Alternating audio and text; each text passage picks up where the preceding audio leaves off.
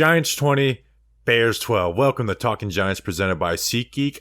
I'm your host, Bobby Skinner, here with my co-host, Justin Pennick. And once again, we are celebrating a victory Monday. The Giants are 3-1. Justin, I think you put out a tweet. This is the first time and maybe ever that the Giants are 3-1 after 4 games or last 10, 15 years or something like that. This was a fun game. It was ugly, but that's the way this Giants team is going to win this year. You know, the expectations were low for this team, so every win feels great for this New York Giants team, especially when the guys that are long-term pieces play well, which is essentially across the board for the New York Giants today. And this game was won off of the running game of Saquon Barkley, Daniel Jones, and then the defense led to a W, hold the Bears to 12 points, and 3 of those points came off of a muff field punt return by Richie James. Justin, how are you feeling on another Victory Monday? Bobby Skinner, that game was whack. That was a crazy, wild, insane game. There came a point during that 3-minute final play of the game where the Bears just kept throwing it back and forth, backwards, running forward. There came a point where I'm just like, score here, and then don't get the 2-point conversion because that game just got crazier and crazier. 2 quarterbacks get hurt. Saquon Barkley's a quarterback for an entire series. Wild stuff. But yeah, you mentioned it. I had Julian go back all the way back to 2012. The Giants started 0-4 3 times. They started 1-3 twice. They started 2-2 5 times, and 3-1 2022. This is the best start that they have had, at least over the last 10 years. So we are winners once again. It's great to see you. Let's talk Giants. Yeah, there's a lot to talk about in this game.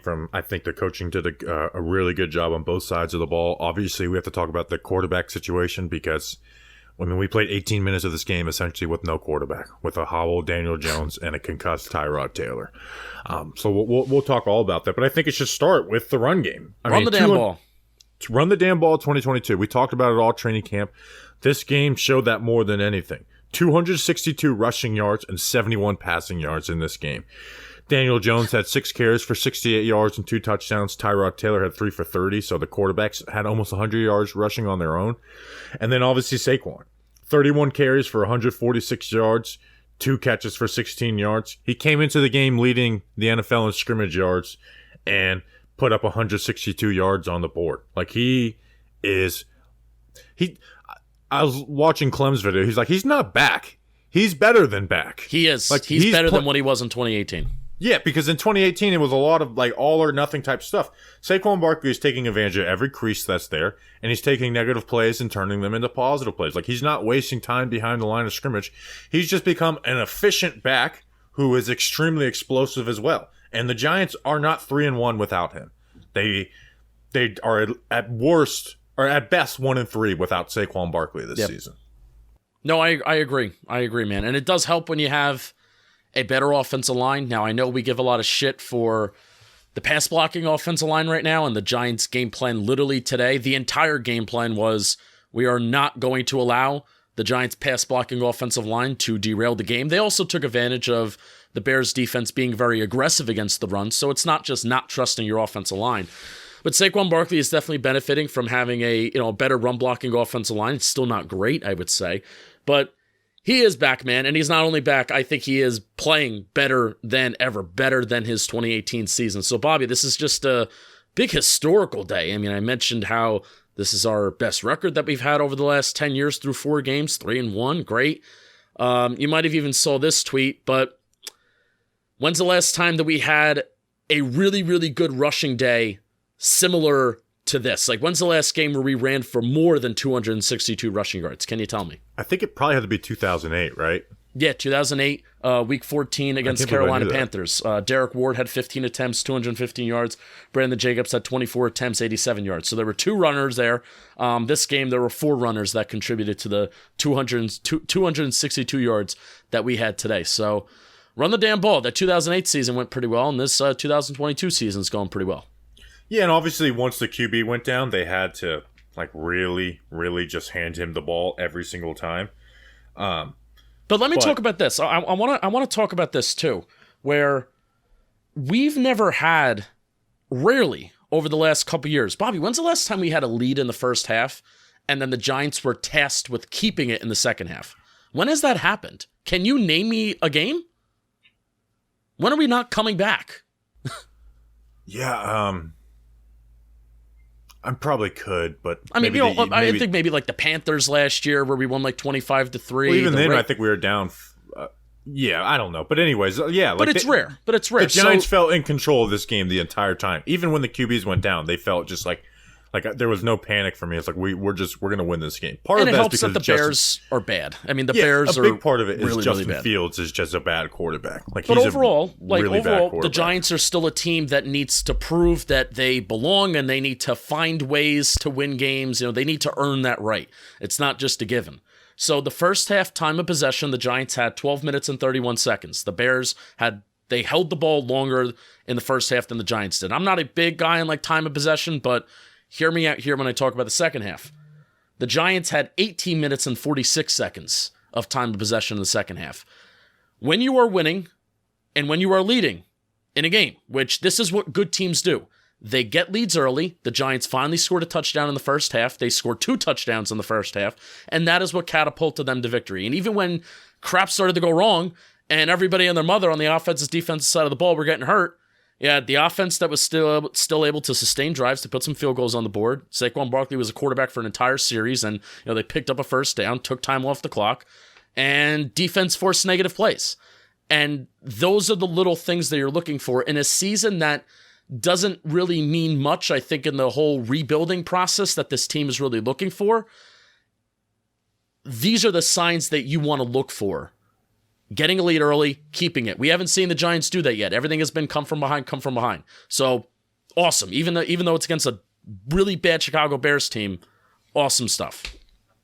Something we talked about coming into this year, and it was part of your opening monologue on our first preview pod, is that changing the culture means winning some games this year. Yep. It doesn't mean going, 10-7, not even 9-8. But it means winning some games this year. If the coaching is truly the right coaching staff, the Giants will win some games this year, and that's what they've shown to do. It's like, oh, well, they beat the Titans, the Panthers, and the Bears. Okay, did we beat those teams last year? We beat the Panthers, but even that Panthers team was a much worse team than it was this year. And Saquon Barkley being as good as he has been a huge part of that, and getting and a team that has Brian Dable and Mike Kafka as their offensive minds come from the pass happiest offenses in the NFL and running the ball. I also want to talk about how Saquon's performance today is better than the stats show, because you look at, you're like, oh, he had 146 yards, but he had 31 carries. So I did pre and post no quarterback. Pre Tyrod Taylor injury, he had 22 carries for 125 yards. That's 5.6 yards per attempt. That's amazing. Even when they knew that every single play we were running the ball, he averaged 3 yards per carry. He had 9 carries for 27 yards, but that obviously drags it down a little bit. Also, he just, there's that catch he had, the screen play. Yeah. That turned 0 points into 7. That turned 0 points into 7 to have the ability to break the tackle and then reverse the field. Daniel Jones blocking, which always gets me fired up. Electric. Stuff like that. Electric. And it was actually a lot of times it was like, oh, the QB blocked and he just gets in the way. It was actually a really good block on Jaquan Brisker from the Bears. And they end up scoring a couple plays later, or maybe even a play later on that.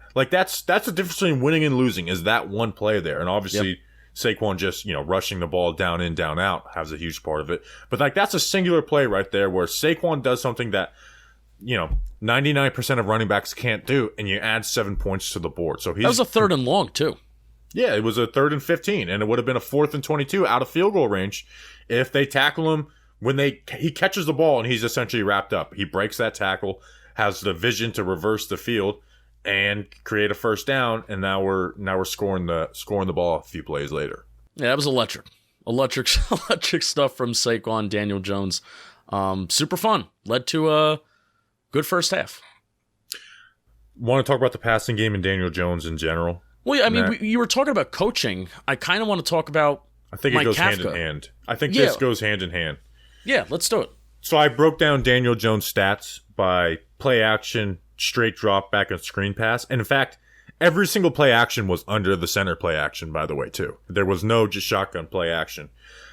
So under center play action, Daniel Jones was 5 of 7 for 42 yards, 3 carries, 36 yards, 2 touchdowns, and a sack. So that's 11 plays right there. Straight drop back, 2 for 5 for 14 yards and 1 drop. And then the screenplay, 1 for 1, 15 yards. Also, you add on top of that 3 plays that had penalties on it. The 17-yard pass to David Sills, which was kind of a bogus call, and probably Daniel Jones' best throw of the game too, besides maybe the Tanner Hudson drop, gets called back. That's under center play action.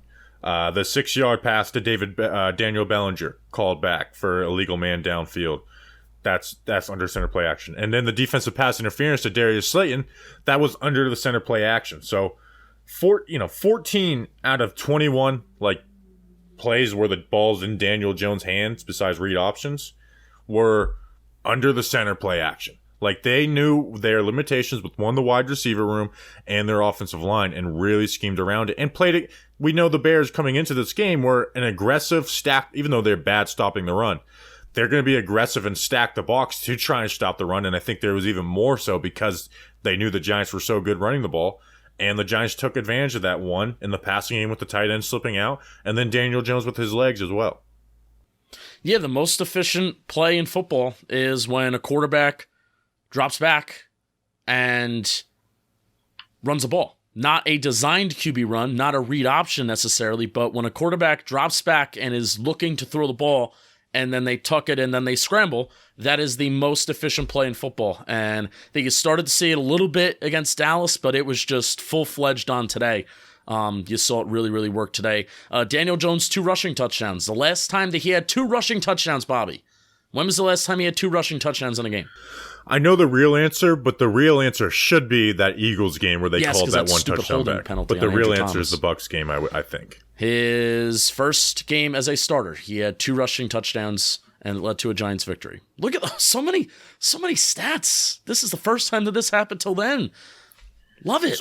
But good on Mike Kafka, again, for adjusting to what your personnel is. One, running the ball. We know damn well they did that in this game, even before the quarterbacks got injured. And then, hey, our wide receivers are kind of an issue. We know the Bears are going to play the run heavy. Let's get under center and run play action out of it. Kind of similar to what the Cowboys did to the Giants last week, even though it was a little different in the way they ran their play action. But got into running formations and threw the ball out of it. And that led to, essentially all of Daniel Jones' passing yards besides three plays. And then, the 2 touchdowns where they were playing aggressive and Daniel Jones, his legs are a weapon. They're a big part of his game, and they led to 2 touchdowns. The Giants had how many gross passing yards, Bobby? 71. Net passing 71. yards. 71. They put up 20 points on the board, and it should have been 23 with the Graham Gano missed field goal. Yeah, again. That's crazy. And this is something when we talk, this is why coaching is so important, okay? Because coaching isn't going to make the Giants average, be the Buffalo Bills offense. People are like, whoa, he had Josh Allen and Patrick Mahomes. It's yeah, of course we're not expecting to be at those levels, at least right away. But what we can do is get our levels higher than what they should have been the last couple of years. And against, essentially with some worse personnel at some areas, they've been able to do that. Again, like you said, should have been 23 points today. And that was with 18 minutes of gameplay without having a quarterback. 18 minutes of gameplay where we just didn't have a quarterback.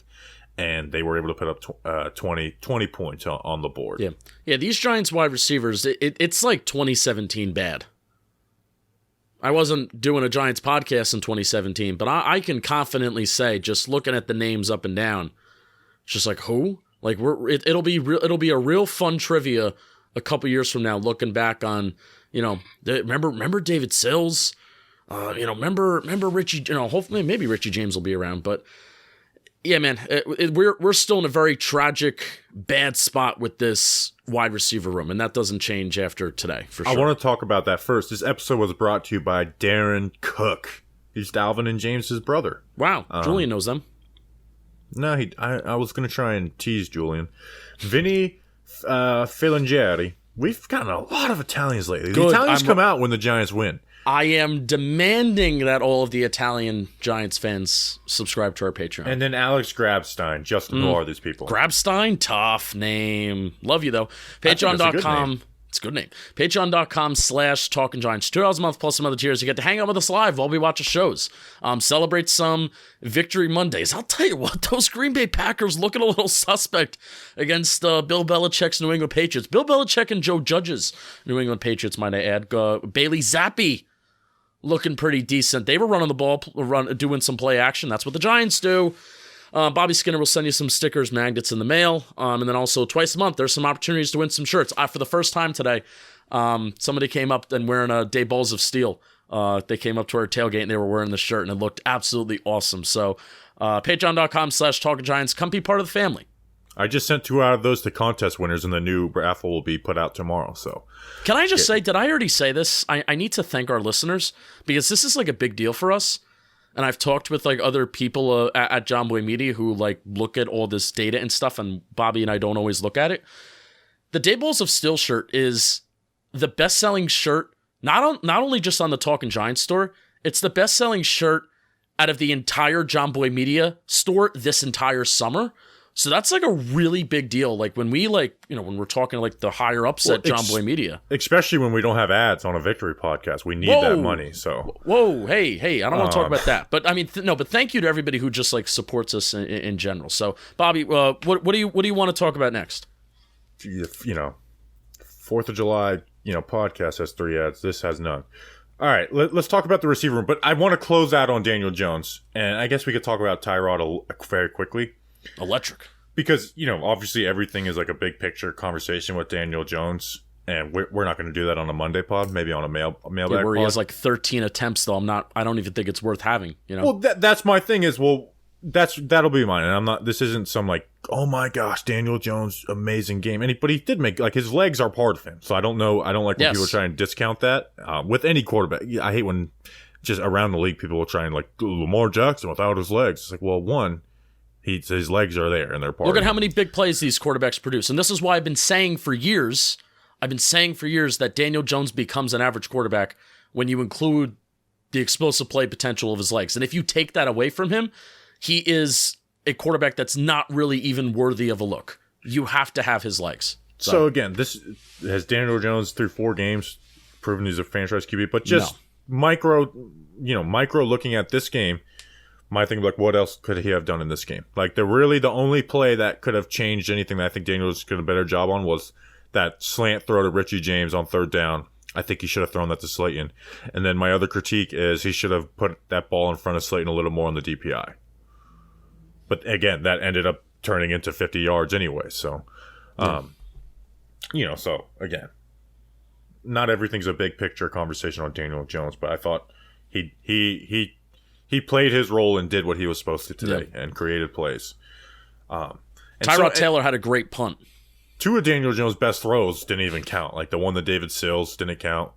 And then that drop by Tanner Hudson. You're talking about today. Dude. Oh, you're talking about today. Today.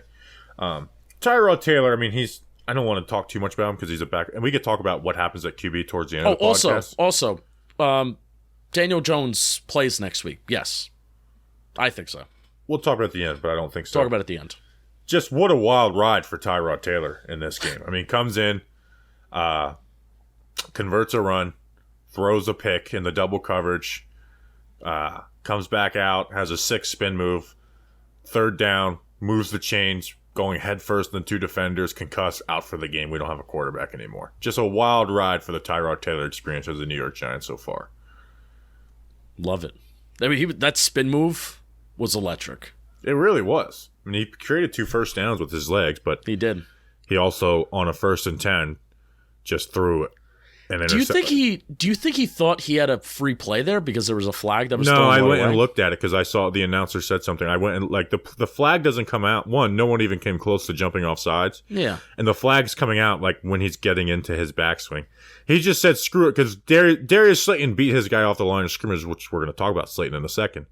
And Eddie Jackson made the play over the top. I mean, it was just a stupid throw. You throw into double coverage. Don't love that. But also, it's like, Darius Slayton, you got to give a little bit more effort there. Like, play defense. I know Darius Slayton's not a contested catch guy where he's going to jump 4 feet up in the air for it, but, at least play a little defense and get your hand in there and swipe that ball out. So Tyrod can't throw that ball, and Darius Slayton needs to show more effort. there. I mean, he's going full speed trying to, and I mean, the ball was thrown in front of him. You know, it's not. I guess he like if you slow it down, he could have done something better. But I feel like in the coach's room, I don't know. Tyrod can't throw the ball. I think that's like the whole, like, I don't think Darius Slayton just didn't put any effort in there. I think he's running full speed, looking for a big play, and then Eddie Jackson makes a play over the top. That was a really good punt, though. Shush up. Let's talk about the wide receiver room in general. Darius Slayton was the leading wide receiver with 1 catch for 11 yards. Richie James, 1 catch, 9 yards. David Sills, 1 catch for 5 yards. Kenny Golladay, 0 for 0. Overall, 3 catches on 8 targets. It's an issue, man, and we've beat this horse into the ground. We're beating a dead horse with this, but I still think Slayton is their best piece as a wide receiver right now. Like Kenny Galladay's a 0. David Sills is he had a drop. He had on a 3rd and 6 runs a curl route and floats a yard forward and then catches the ball and tries to turn sideways into a defender and just bad awareness on that. I mean, and Richie James is going to be the guy in the slot until somebody gets healthy. But I just think Darius Slayton still is their best piece, their most valuable piece. One, just because he can beat guys deep. Like we saw 2 deep passes where he beat his guy off the line of scrimmage. He had some other plays where he just beat it. Like he's the only guy who can beat guys in man coverage. He's the only guy that could stretch the field vertically. Yeah, he's the only guy that can stretch the field vertically and beat guys in man coverage. Richie James can find some holes in the zone versus slot as a slot, but he's truly their only man coverage beater on the offense. And I know we'll talk about him dropping on that DPI and stuff, but he was interfered for. He was a little underthrown.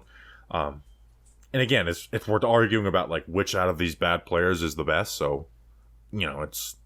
But I think Darius Slayton should be their number 1 wide receiver, is what I'm saying. Darius Slayton is the best bad player. I love it. I'm not even, and we talked about it, I'm not even asking to put Kenny Golladay on the field. Like, if you want to put David Sills out there, more power to you. But putting Sills and Golladay out there together, it just doesn't help you as an offense because they were. I mean, for the majority of today, they were because, I mean, clearly the game plan was 12 personnel and running heavy. I maybe counted 2 plays in the first half where, the second half they did some funky stuff with 3 running backs on the field with the Wildcat and stuff like that. But in the first half, there were maybe 2-3 plays where they ran out of 11 personnel with just 3 wide receivers, 1 tight end, 1 running back. Everything was David Sills, Kenny Golladay, because they're bigger, more physical. I guess they're better blocking downfield. Sterling Shepard's not here anymore. I think, basically what Sterling Shepard has done for the majority of the season is they would motion him into the box and Sterling Shepard would hold his own and he would block and he would do a really good job of it. So David Sills, he would motion in and, they would have basically 2 tight ends in the box and then plus David Sills and you would have 5. So that's 5, 6, 7, 8. You have 8 blockers in the box for Saquon Barkley running the ball or Daniel Jones running the ball on like a play action boot. So that was the game plan. That of the entire, at least in the entire first half, when Jones was healthy, it was just 12 personnel, play action, or give it to Saquon. That was it. Yeah, but I'm just talking about like when they were forced to go to 3 wide receiver, 11 personnel, like on 3rd downs. It's like having Golladay and Sills out there at the same time doesn't help. Right. No, but they were avoiding that. That's also my point. They were avoiding having to put wide receivers on the field and having to throw to them. They were actively avoiding that situation. Yeah, so it's a 2-sided coin where it's like it's hard to like be like, oh well, the wide receivers only had this amount of numbers because they didn't use them like that, but they're also not using them like that because they suck. Right. So it's just a frustration. Let's talk about the offensive line. Thomas. If you watch every offensive line every week and you maybe not talk about Andrew Thomas and you said Larry Tunsil maybe offensive tackle 1 this year. Who said that? Because he played really well against Robert Quinn. Well, I hope you watch Andrew Thomas whoop Robert Quinn's ass all game long. This was Andrew Thomas' best game of the year, by the way. Best game of the year. Like every time I focus on him and Robert Quinn's in the dirt, he's like, you're not going to dip around the corner on me, homeboy. So if you watch offensive line play around the league every week, maybe it's time to start noticing Andrew Thomas. Give him those awards. He dominated. Rest of the offensive line did well run blocking wise. I'm not going to give anyone a big round of applause for pass blocking wise because they went all under center play action all game. Yeah. But when they were in those options, like Evan Neal did look good in those times where he was there, and then he got injured. There was a third down throw to David Sills where he was short of the sticks, where Andrew Thomas just like dumped Robert Quinn. Multiple times he did that. Awesome. Even one like the backside of a run where he did those influence blocks, like just smacking them. I won't say that I was going to say, but just smacking them. There was a Saquon Barkley big run where I saw Nick Filato pointed this out. Saquon Barkley big run to the right side where I think Andrew Thomas had like a reach block, and he gets there and he drives this guy, and it's just beautiful stuff. So Andrew Thomas is really, really good. And it's like it's almost getting boring to just say Andrew Thomas is really, really good. Andrew Thomas is really, really good. Well, it's like, well, you know what? We're not getting bored of it. I refuse to let it get boring until he is named an All-Pro. Let's do it. Speaking of block, I thought the tight ends have done a fairly solid job blocking. A lot of times teams will get into these heavy formations. Like, well, guess what? Your tight ends suck at blocking, so you're Tanner Hudson down the field. Yeah, Hudson, slipping out. Myrick, Bellinger has been a really good blocker for them, or at least like a good enough. And then when he slips out, he catches the ball and does his job. I mean, for the last 3 games, he has 8 catches on 9 targets for 79 yards and a touchdown. He's got to be the leading receiver. Today he was. Yeah. And, that's why this is what I want out of tight end. Like, obviously I want the best players at every position, but what I want out of a tight end is a guy who can block and can do his job as a receiver. And that's what Daniel Bellinger has done. Like he has like 16 yards less than what Evan Ingram has for the Jaguars this year. And he had 0 catches in the week 1. So he's doing his job.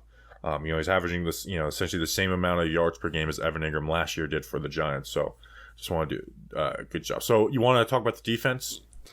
Yeah, let's talk about the defense. Kenny Golladay went down with a knee injury. So is it Marcus Johnson, that practice squad wide receiver they activated? Yeah. So he's in line, I guess. You mentioned Daniel Bellinger. He went out with an injury, or he was walking to the locker room after the game.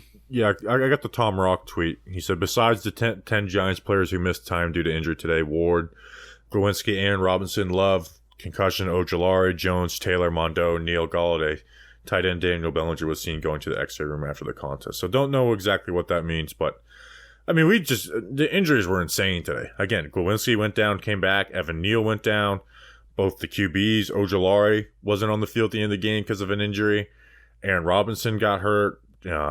Julian Love, concussion as well. Like, they just got it's just ravaged by injury. And they're not even like turf injuries either. That's not too bad. We'll be all right. Hey, we've won with less before, so. All right. That's not including the guys that are already injured. All right, let's talk about the defense. Yeah, let's talk about the defense. But before that, turns out we do have an ad. How about that? But don't skip it. Don't skip it, because this is a very personal one. JM Football. Bobby Skinner has been really, really grinding. Julian, myself, and then some other editors of the John Boy Media team. We've been really grinding the JM Football channel this year. Bobby Skinner every single week does an interception of the week. He does top runs of the week. There's also the Chris Rose Football Show with CJ Uzama that comes out every few weeks as well. Bobby Skinner did a Micah Parsons All-22 film breakdown last week too as well. So check out the JM Football channel. There was even a Wink Martindale brings the pressure on third down that we did not put on the Talk of Giants channel because there's so much crap that we put out on the Talk of Giants channel. So that went on the JM Football channel. So check out that channel. It's like our next big venture outside of Talking Giants that, hey, we really want to impress the people at John Boy Media. We want to keep doing what we're doing. Being judged on it, so. So, yes, we are literally being judged on it. We're not being judged on the success of Talking Giants. We are being judged on the success of JM Football. So go check that out. Go give it a sub. All short videos. Thank you very much. All right, let's talk about the defense. And the star of the defense today, and I think, or on Sunday, and I think of the season, is one Dexter Lawrence. Today he had 2 sacks, a tackle for a loss, 3 QB hits. He has been just dominant all season long, but it was frustrating because he didn't have necessarily the stats to back it up.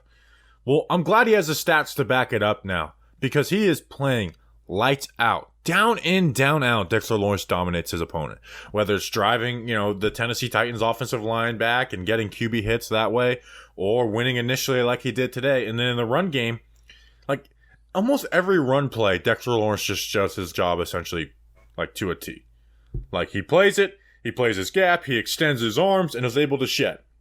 He's not making Aaron Donald plays, but he's been really good this year, and that's something we asked for him this year. Was like, we know you're a good player, Dexter Lawrence. We know you're a pretty solid good player in the NFL, but we need you to start popping, like more so, and have the numbers to back it up. Yeah. And through 4 games, he's really done that. So now he has the 2 sacks, a couple tackles for a loss. I wish the tackles for a loss number better represented what he's doing in the run game, and then 7 QB hits. Like, he was 3rd in the NFL for QB hits for defensive tackles coming into this week, and then he had 3 today. So he's going to be like top 2 for it'll probably be Aaron Donald and Dexter Lawrence is like the top 2 QB hits for defensive tackles in the NFL. Like, he has been awesome, and I'm so happy he got the stats to back it up today.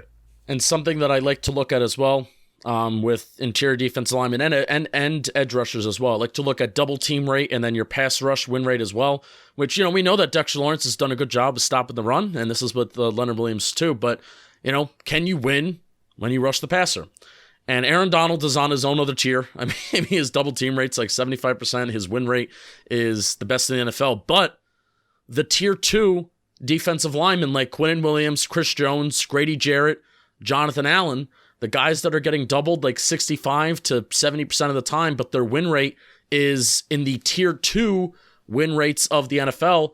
Dexter Lawrence is right there. Like I said, he is right next to Quinnen Williams, right next to Chris Jones, slightly better than Grady Jarrett, better than Jeffrey Simmons, and better than Jonathan Allen, getting doubled a little bit more than Jonathan Allen, and his win rate is a little bit higher than Jonathan Allen as well. So those are the names that you want to be next to. I mean, especially because the critique that you kind of gave Dexter Lawrence during his PPP is, let's see those stats. Let's see you win a little bit more, make some more flashy plays. And finally, it resulted this week, the win rate matched, kind of what the stats should be. I guess I should say the stats matched what the win rate should be. So good on Dexter Lawrence, defensive player of the game. And he has been this defense's best player, maybe outside of Adoree Jackson, but he showed it today, and it was like awesome that the box score was able to back it up. I think he's even been better than Adoree Jackson because he's had some rough moments versus CeeDee Lamb. He gave up the big play to Darnell Mooney today, which I think was his first deep pass he's given up as a New York Giant.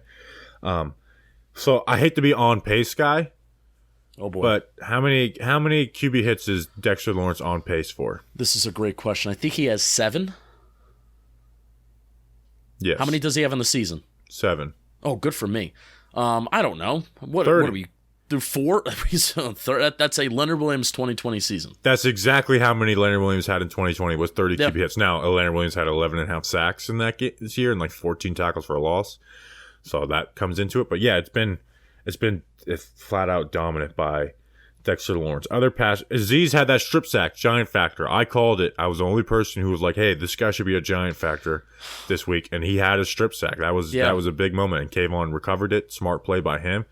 Azeez had some good plays too. And Justin Fields ran out of some plays that maybe could have been an Azeez or Kayvon sack. Kayvon is fast. Like, oh, word? Wicked fast. Yeah, and not just like, you see a lot of the times edge rushers, they're not able to keep up with Fields or fast quarterbacks. He chased Fields down. Like, I thought that, maybe it's just me, and maybe just, I don't know, like over-exaggerating, but I thought the fact that Kayvon chasing Justin Fields down instead of just letting him get around him, I thought that changed the trajectory of certain plays in this game. That Kayvon just ran him down, and it forced Fields to throw it away or do something different with the ball. Yeah, I'm excited to really go dive in and watch the film of Kayvon, see what, because it's so hard to see exactly broadcast unless you're getting sacks and all that good stuff. The 2 players that people aren't really talking much about after this game, who I thought made a huge difference, lined up in maybe the Giants' weakest position group, I guess outside of wide receiver, inside linebacker. Yep. Jalen Smith came in and they healthy scratched Austin Colitra. Like, Austin Colitra was put in the doghouse for his play last week. Jalen Smith had 7 tackles, 1 tackle for a loss on that screen pass. Like, he just plays fast and physical, and he plays his gap, which is, sound football. And then Tate Crowder. Like, Tate Crowder was really good in the run. He had some plays and coverage that weren't good. One could have been a touchdown that Justin Fields just sucks and didn't throw it. But he had 11 tackles for a loss. 11 tackles for a loss. He had 11 tackles, 1 for a loss, a sack, and 2 QB hits. So, did his job as a pass rusher. It's not like he's winning pass rush reps, but did his job within the system. And then Jalen Smith both look good too. Like, they both played fast and physical, and that's what we need out of our linebackers in this defense, to play fast and physical. We know neither one of you guys are going to be good in coverage, but just do your job, play your role, and do it fast and physical, and that's what we need. That's what we were not getting out of Austin Calitro. Yeah, that was cool. Or Tate Crowder at times. That was cool. I wanted Jalen Smith to be activated even last week. But I guess, hey, he was just on the team for a couple days. So I'm glad that they activated him this week, and I'm glad that they healthy scratched Austin Calitro, because it meant that Jalen Smith was going to get some significant reps. I want him to get more reps. I know it's about playing the young guys, and you want to see what you got in Micah McFadden, and he does some things well, and you don't want to totally bench him, but Jalen Smith is not a bad football player. Maybe, 31 other teams passed on him, but I mean, with his time with the Giants last year, and then the one game that he's played in Wink's system this year, it's not a bad football player, especially compared to some of the other guys that we've had. So, well, and McFadden played a little bit. He had 4 tackles. I have to go watch him closely to see exactly how it went down. So I'm just glad Austin Calitro's not getting any reps. So they did their job, obviously, against a bad quarterback in Justin Fields. But the Bears tried to run the ball a lot. They had 150 yards rushing, but over 50 of those came from Justin Fields. And that's where, we held them to 12 points, and 3 of those points came after a muffed Richie James punt return. I thought Wink adjusts week to week, and that's what I like about him. I think he went to some too high coverages at a lot of times. He didn't blitz it. On third downs, there was 2 third downs where they 3-man rushed, and they funneled Justin Fields into pressure. Kayvon was triple teamed on one play, and he still kind of got broke through. So just did some different stuff and gave different looks at Justin Fields, and that's something we said into this game is, pressure is not going to kill Justin Fields, but it's going to be pressure on plays that need to develop. But if you get pressure and it's okay, they got man coverage, those are the plays Fields can make. But when you got, some pressure, a 4-man pressure, and it's not going to do, let me articulate this.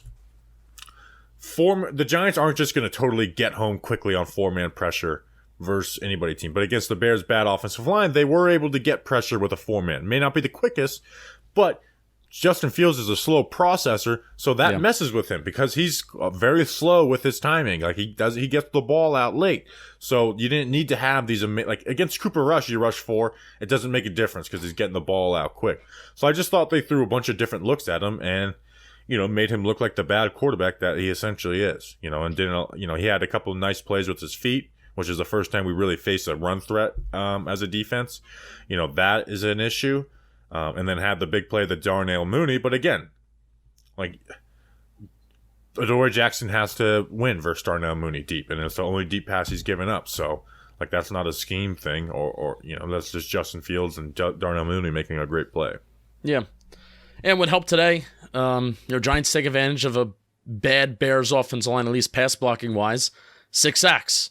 I think they had how many sacks heading into today? 3. 3. So they doubled that total from the first 3 games. So having 6 sacks and 6 negative plays is a very, very good thing. Julian, you compiled these stats after the game. The Giants defense stopping teams on 3rd and short.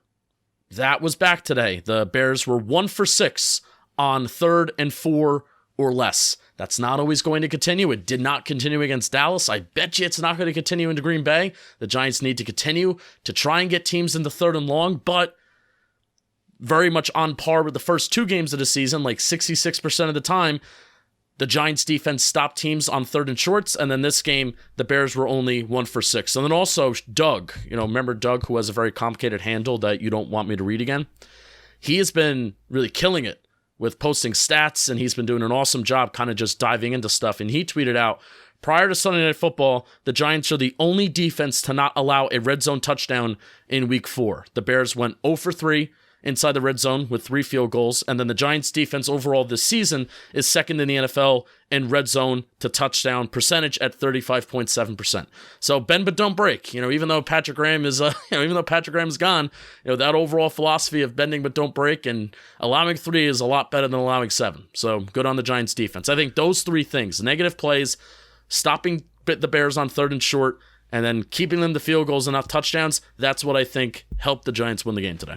Yeah, and we've asked Wink Martindale to perform versus bad quarterbacks. With the personnel they have, where they, Fabian Moreau. By the way, Fabian Moreau, 2 pass breakups and 2 big ones. One against Equanimous St. Brown, and then there was another one. He played really well today. I think he should be the starting outside corner going forward. Disagree. What do you think? Disagree. Cordell Flott was hurt. He would have also balled out today if he was healthy. But he didn't. But he didn't. You're right.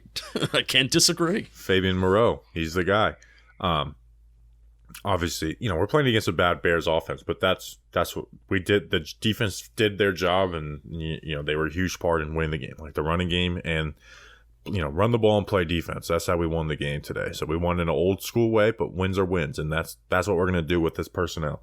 Do you have anything else on the defense you want to hit on before we talk about the QB situation? Thought Xavier McKinney came up, played the run kind of well. I always want to talk about him. Did he have a tackle for loss today? There was one really good run rep he had. I can't remember if it was a tackle for loss. But no, it was not. But I remember it was like a gang tackle. So I think somebody hits a running back high, he comes in and hits him low. So that was good. So Xavier McKinney's still doing some good stuff. Defense a lot fun. of offensive game plans are going to be avoid Xavier McKinney, and that's what has happened this year. Get sacks, force negative plays. I mean, that's it helps. It helps tremendously. And it's still no tough. Interception this year, though. Yeah. Why do you think that is? Do you think your Bobby Skinner philosophy of defense, running zone coverage to baiting quarterbacks into doing things, does that lead to more interceptions, or playing closer man to man and then DBs making awesome plays? Does that lead to more interceptions? What do you think? I think baiting them leads to more interceptions. I would agree. It's just I don't even know what. I guess it could be. I think it might just be a personnel thing. It's they haven't had a lot of great pass rush. I don't know, to be honest. We'll see. More sacks. So, anything else on the defense before we talk about the QB situation? No, let's talk about the QB Davis situation. Webb, I think, is going to be our starting quarterback in London versus the Packers. No. Daniel Get Jones out of here. Daniel Jones missed 2 games in 2019 with a sprained ankle. He finished that game in the snowing weather in New Jersey versus the Packers game. He couldn't move. He flat out could not move. I saw him running today. He was running on the sideline. Yeah, that was the adrenaline directly after. And then after 10 minutes, he could not move. He flat out could not move. And then Tyrod Taylor, I doubt he's going to be cleared for concussion protocol within a week, especially with the temperature of the NFL right now. Yeah. I think Davis Webb is going to be our starting quarterback next week. Run the damn ball. Yeah. We'll see if that preseason translates, all that preseason love. Get Alex Bachman back. We may need a backup quarterback, though. Have you ever considered Greg's dad? Greg's dad, that was quite a throwback. I loved being put back in that mindset. Was that when we had Fromm and Glennon and that whole dilemma and it was just a mess? Yeah. Well, no, it was actually before the Bears game last year where it was after Jake Fromm was horrible in his start, and I said, who do you think should be the Giants starter next week? And Greg said, my dad. It would mean Greg's a lot dad. to him. Yeah. And the legend of Greg's dad grew. You know what's crazy is Eli Manning actually would probably be the best option that's out there, but obviously he's not coming out of retirement. You sure about that? Yeah. Chad Powers isn't coming out of retirement. 1 day contract to literally 1 day. They didn't run a 4th QB at all in training camp, too. So it's not like there's somebody that's familiar with them. So I don't know. I'm not going to Mitchell Trubisky just got benched. Kadarius Toney posted on his Snapchat story 2 hours ago 3 of his best UF quarterback highlights. See? He knows you the know what playbook. Kadarius Toney should do is get on the field. How about that? We need him at wide receiver. Carl glad he Banks, by posted the his way, lit highlights. into Toney a little bit on his, He did. and I agreed with it. It's basically echoing what we said in the mailbag part. It's like you just can't count on him. And you would also think that he knows a little bit more than most. So hearing that from him is even more concerning. That makes me think that, like, even more. Like, I already think that the Giants organization does not like Kadarius Toney, but the fact that Carl Banks is going really in on Kadarius Toney, that makes me feel like that means he they've knows. gotten the green light to be critical when they don't really have the green light to be critical. Correct. They're critical calling the game, but like throughout the week they are very, and I get it, they work for the organization, but it's like when 2 weeks left in this 2019 season and all of a sudden Carl Banks just hates James Betcher. It's like, where was this energy the whole year? Yeah. So it's an issue. I think Daniel Jones is playing. I don't know. Because I can't deal. I'm celebrating a win. I can't deal with thinking about Davis Webb waking up. All right, 9:30 a.m. Sunday. Davis Webb against our Green Bay Packers. NFL Twitter is going to roast us for that. All right, so that's the show. So if you like, hey, I came for my Giants analysis, that's all I want, then the show's over. But I want to finish talking this. Julian, your mom got mad at us today. What happened? Oh no. Let me pull up the text actually. So she texted me. Where are we? She was not happy about the Bears post. I'll say that. She said, The Good Morning post. At 8:27 a.m., she said, "Sorry, but absolutely dislike the Bear post. Is this you?" And which you should have known it wasn't you because it was horrible editing. Like I literally just took that's what I was thinking. It was a little bit of a slight to me, I thought, and then I said no with a bunch of ha's. And she said, "I did not think so. Very bad, sorry to see this," which that actually had me dying because that was like a Trump line, just like very bad. Sorry to see this. And so she was super disappointed. Well, here's the thing is, do I understand that people don't like that? Absolutely. Like, I get it. In fact, me personally, I think if you hunt something, you should eat it. Like, I don't like the idea. And I'm not like against, I'm not going to get mad at anyone for doing it, but I'm big, like if I ever hunted something, I would eat it. I'm not going to just hunt something just to, to say I did. We ate the bears today. So, and I could see people being like, hey, I don't want to see this. But my thing would be like, then move on. Like, we didn't kill the bear, like we didn't actually kill that bear. Some hunter killed the bear, legally killed it. And we just put Daniel Jones killed it. You know what's funny? My mother hasn't even said anything about those posts, and she definitely sees them. Yeah, so again, I get when people are like, delete this. It's like, well, what does that change? It's like, we do this every single week, 8 a.m., Sunday morning. It's our Good Morning post. Like, it's also very, very clearly just like a playful, joking post. Yeah, I'm not like out here like picketing saying like, kill all bears, Yeah. Wow. That's one of my favorite Ollie Borat on Ollie G when he's like, they're doing like the hunting protests, and maybe I could just pull it up, but they're like, you should have flipped it on your mom, and you should have been like, "Wow, are you serious right now? Like you're getting mad at me when you think that I did that piss poor editing job? We should have just flipped it like right there." That was going in my mind. In her defense, though, I have heard some of the brainstorming of previous ideas that didn't make the cut. Yeah, there's messed up ones out there that we're like, we're not going to post this. Like the Broncos one last year was like, this is just like what's happening on this video is like illegal. But shout out my mom though. Shout out mom. She's keeping up with all the posts, so I'll give her that. Hey, Sunday 8 a.m. up, ready for Giants game day. Love it.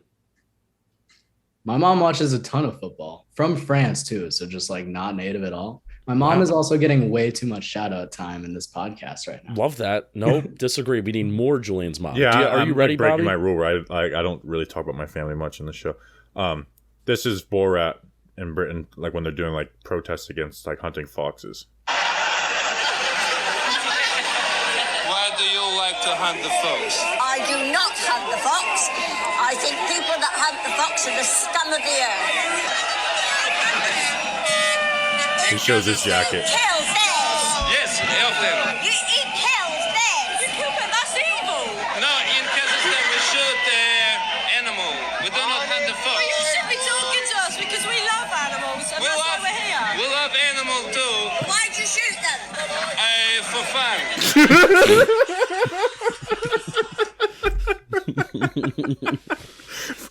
For fun. Oh, that gets me every time. Some of the best Borat, like Sacha Baron Cohen, is like from Ollie G. When he goes to he goes to a veterinarian who's also a veteran and just keeps on getting it confused, and the guy's just like losing his mind. He's just like, so why did so many people go to Vietnam to help with animals? He's like, those are veterans. Anyways, all right, that's the show. I'm actually going to post that on Twitter now that I'm thinking about it. So, we appreciate you guys. We'll see you on Wednesday for a mailbag pod, O-line report, film review, all that good stuff will be out this week. We'll see you then. Until then, let's go Big Blue.